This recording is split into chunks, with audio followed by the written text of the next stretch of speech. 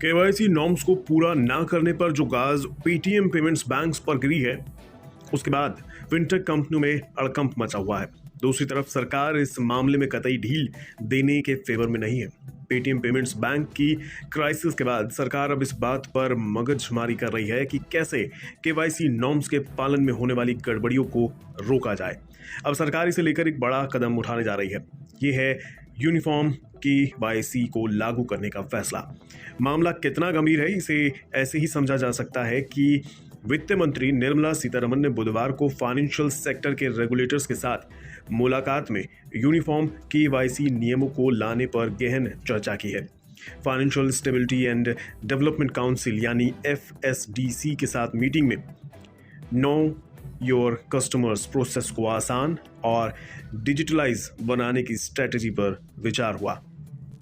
हालांकि uniform KYC norms को लेकर काफी वक्त से चर्चा चल रही है, लेकिन इसे अभी तक लागू नहीं किया जा सका।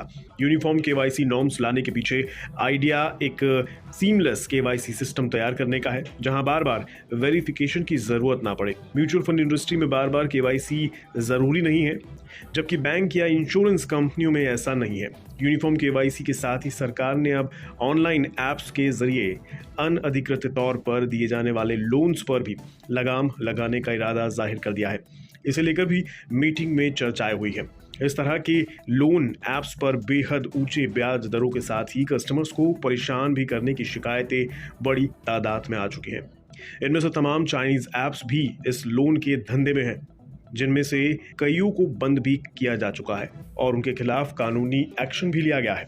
अप्रैल 2021 से जुलाई 2022 के बीच गूगल ने 2500 से ज्यादा फ्रॉड लोन ऐप्स को अपने प्लेटफॉर्म से हटाया है। हालांकि कुछ कंपनियां दूसरे हथकंडे अपनाकर फिर से इस धंधे में कूदने में सफल रही हैं। इसी साल 31 जनवरी को रिजर्व बैंक ने पेटीएम पेमेंट बैंक पर कड़ी पाबंदियां लगा दी थी। पेटीएम पेमेंट बैंक को 15 मार्च तक सभी बैंकिंग एक्टिविटीज बंद करने के आदेश रिजर्व बैंक ने दिए हैं। आरबीआई को ये एक्शन केवाईसी नियमों का पालन नहीं करने के चलते लेना पड़ा।